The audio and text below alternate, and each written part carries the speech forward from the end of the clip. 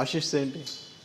Day 30 already ఒక cinema కొంతవరకు అయ్యి ఉంది కదా, ఆ సినిమా పరిస్థితి ఏంటి? ప్రస్తుతానికి అది సుకుమార్ నేను కలిపి చేస్తున్నాం కాబట్టి తీసిన కాంటెంట్ మాకు ఇద్దరం సాటిస్ఫై అవ్వలేదు.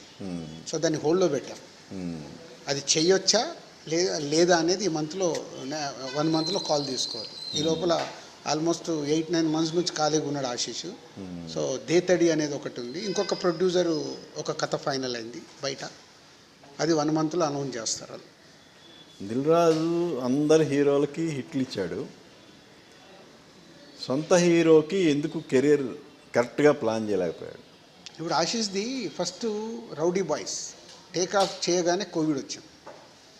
ఆ సినిమా కోవిడ్లో రిలీజ్ చేశాము. సంక్రాంతికి 50% ఆక్యుపెన్సీలో రిలీజ్ చేస్తే గుడ్, నాట్ గ్రేట్, బట్ అబ్బాయికి కానీ సినిమాకి కానీ బాగుంది బాగుంది బాగుంది దగ్గర ఆగిపోయింది. దాని తర్వాత right take off selfish. Sukumar and మేము కలిపి చేద్దాం అనుకున్న సుకుమార్ అసిస్టెంట్తో సెల్ఫిష్. అది సినిమా తీస్తూ తీస్తూ తీస్తూ వెళ్ళిన తర్వాత 50% అయిన తర్వాత ఇద్దరం డిస్కనెక్ట్లో ఉన్నాం. అనుకుంది రావట్లేదు, ఇది రాంగ్ అవుతుంది, ఎందుకంటే ఆర్య తర్వాత ఇద్దరు పేర్లు పడబోతున్నాయి అని హోల్డ్ చేశాం.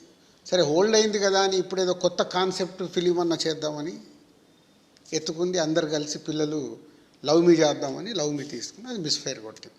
ఇంకా నేను అప్పుడే చెప్పాను, నో, అసలు మళ్ళీ నేను ఫైనల్ చేసుకునే వరకు ఎవ్వరు దేనికి తొందరపడద్దు అని పాజ్ ఇచ్చి చేస్తుందే. ఇప్పుడు దేతడి కానీ ఇంకొక ప్రొడ్యూసర్ వాళ్ళు చెప్పిన స్టోరీ చాలా బాగుంది. ఓకే, అది ఒకటి బయట ప్రొడక్షన్లో, ఒకటి ఈ ప్రొడక్షన్లో, ఈ 2 సినిమాలతో గాడిలో